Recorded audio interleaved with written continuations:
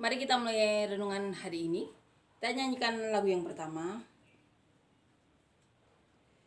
Ku datang ya Bapa dalam kerinduan, memandang keindahan-Mu.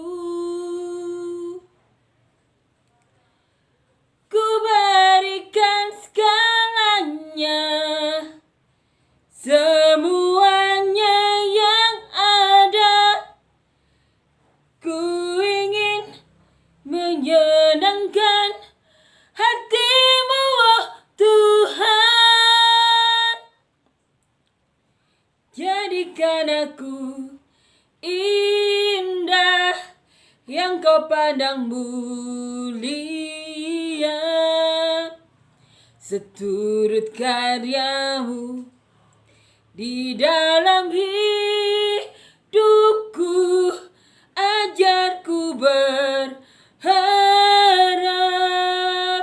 hanya kepada-Mu, taat dan setia kepada-Mu, Tuhan.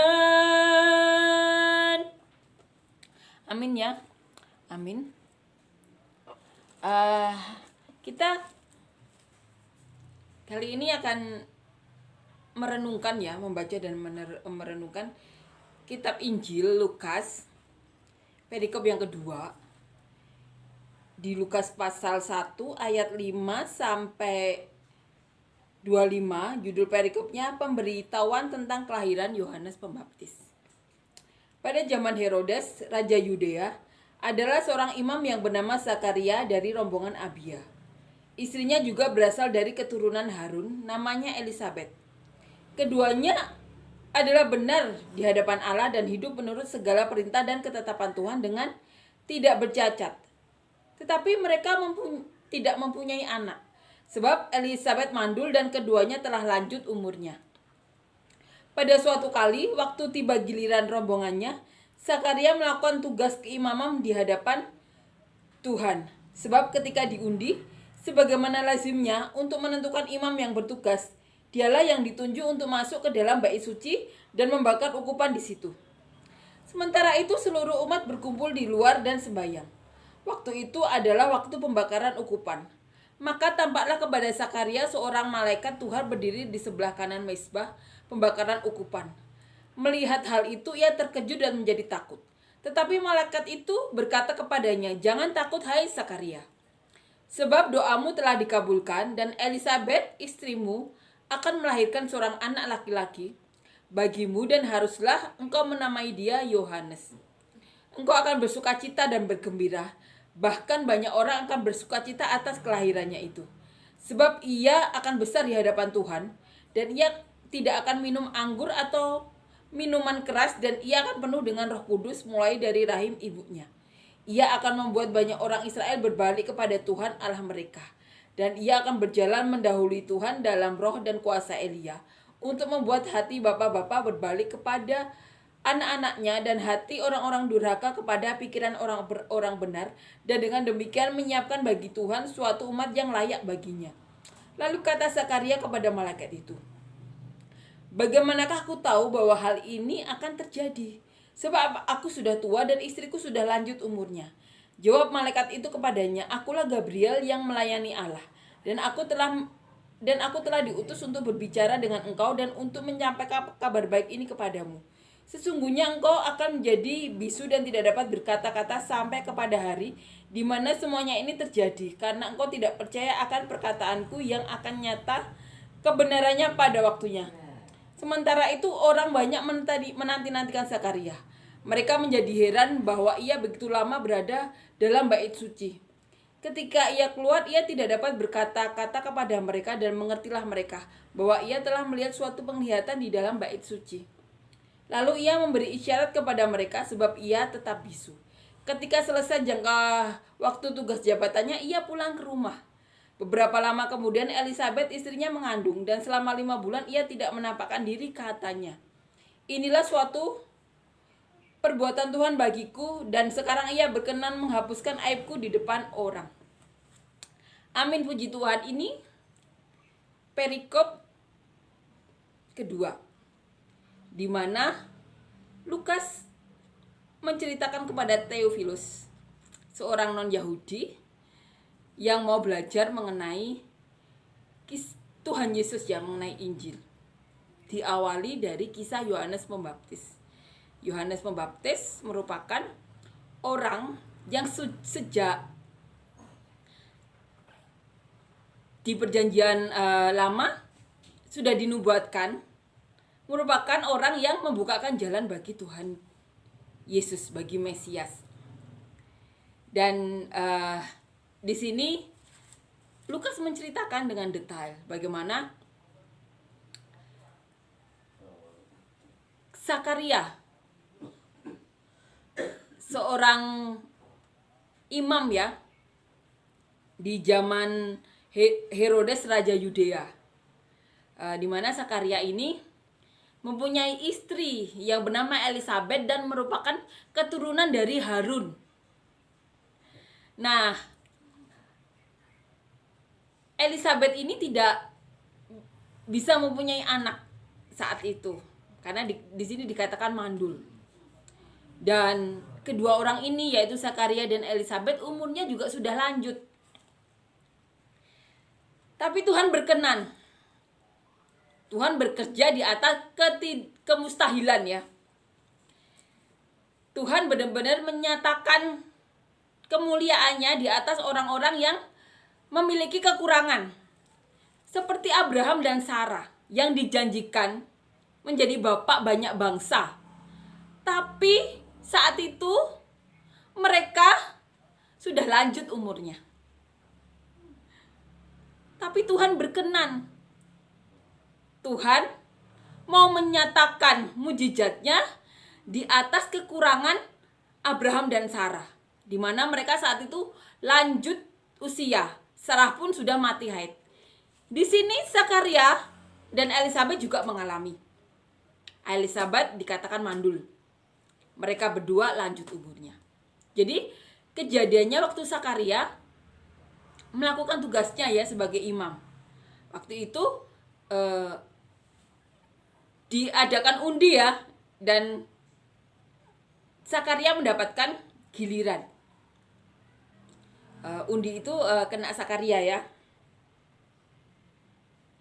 Nah, waktu itu Zakaria sedang ini ya, membakar ukupan. Dan malaikat Gabriel ini tampak di sebelah kanan mezbah pembakaran ukupan. Dan di sini terjadi pembicaraan ya antara malaikat Gabriel dan Zakaria. Kita akan baca ulang ya, gimana pembicaraan antara malaikat Gabriel dan Zakaria.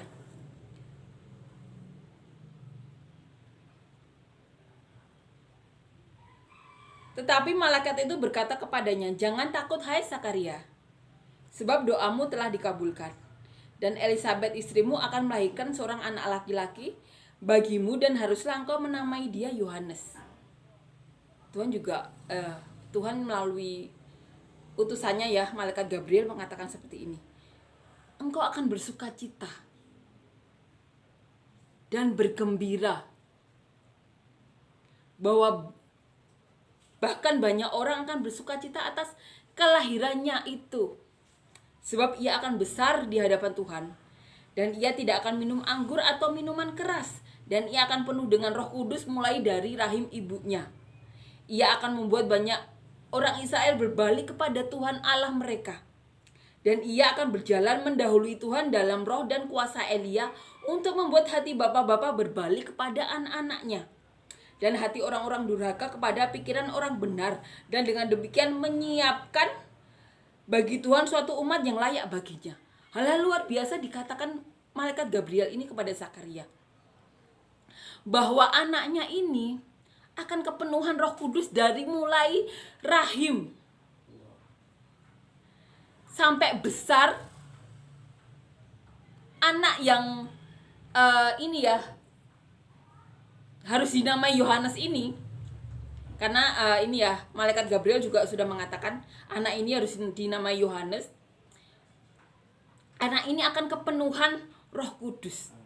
Hal-hal besar luar biasa sudah dikatakan kepada Zakaria, bahwa dia tidak akan minum minuman keras, dia tidak akan minum minuman anggur, dia akan membuat hati banyak orang Israel berbalik kepada Tuhan mereka. Dan ini ya, hati anak-anak berbalik kepada bapaknya.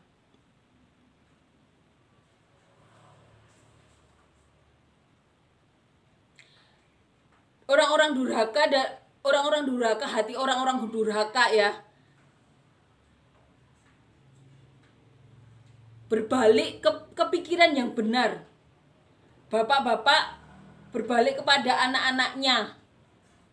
Yang luar biasanya lagi di sini dikatakan bahwa roh Elia itu ada pada Yohanes. Luar biasa yang dikatakan oleh malaikat Gabriel ini, mengatakan muka dengan muka kepada Zakaria.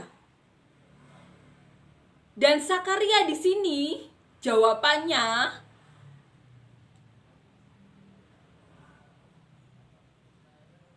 bagaimanakah aku tahu bahwa hal ini akan terjadi?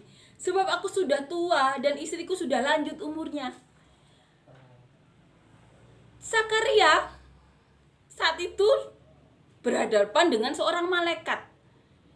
Kita tahu bahwa segala sesuatu yang berada di sekitar Bapa Allah itu kudus. Tidak bisa tidak kudus. Dan pastinya malaikat ini pasti dipenuhi dengan kemuliaan, bercahaya berkilau-kilauan. Dan itu di hadapan Zakaria, mengatakan hal-hal luar biasa, bahkan roh Elia ada pada Yohanes. Tapi di sini Zakaria mengatakan kekurangannya. Bagaimana mungkin aku tahu itu terjadi? Aku dan Elizabeth itu sudah lanjut umurnya. Dan atas perkataan ini, malaikat Gabriel membisukan Zakaria. Ini mengajarkan kita ya, bahwa kelebihan atau kekurangan orang di mata Tuhan itu cuma setitik. Tuhan itu bekerja atas kekurangan-kekurangan orang, bekerja atas kelebihan-kelebihan orang. Di sini banyak kisah di Alkitab ini mengajarkan kita untuk apa? Percaya saja kepada Tuhan. Lakukan saja yang menjadi bagian kita. Amin ya. Amin.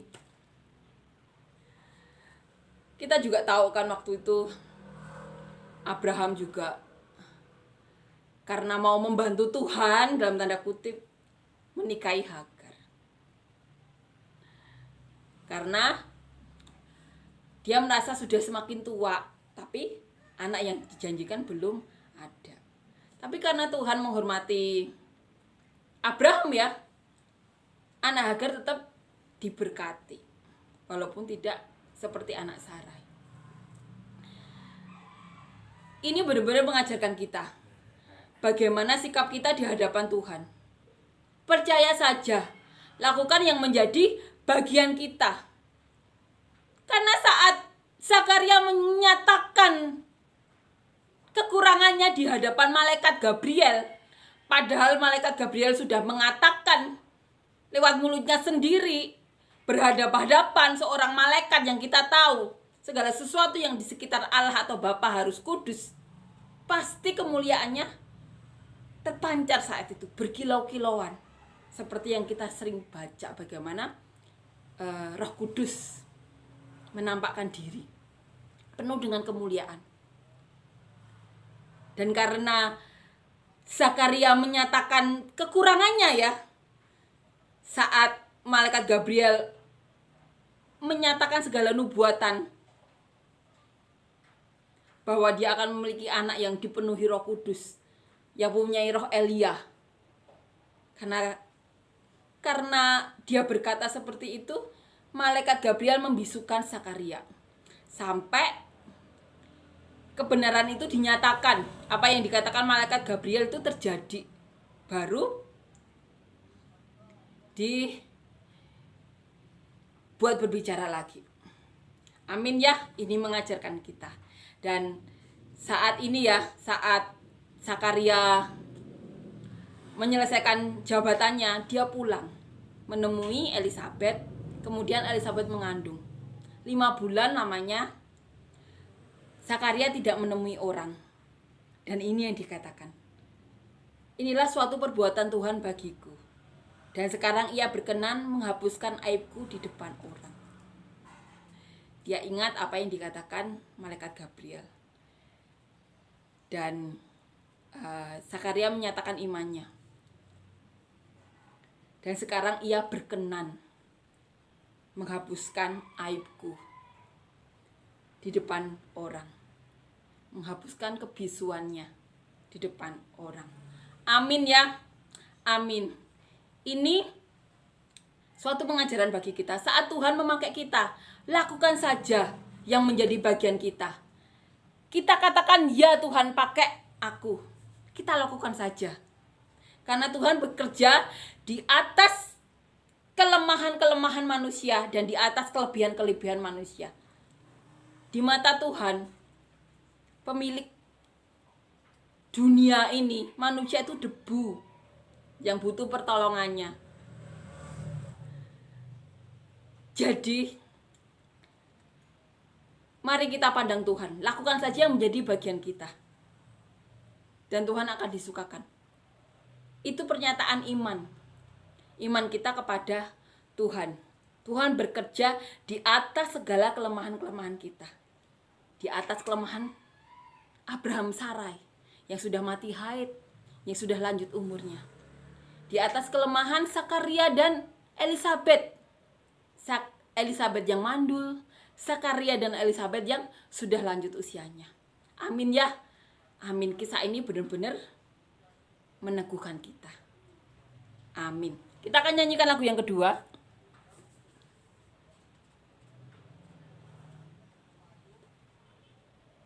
Ku ada sebagai mana ku ada,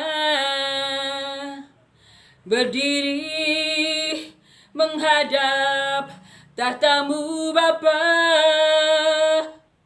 Semua karena anugerah-Mu yang telah selamatkanku. Ku hidup dalam segala kelimpahan. Ku layak untuk melayani Tuhan. Semua karena anugerah-Mu tercurah bagiku. Besar anugerah-Mu,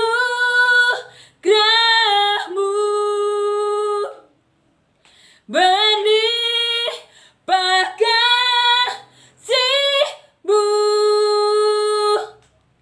Semakin hari semakin bertambah besar anugerah-Mu. Amin ya. Puji Tuhan, amin.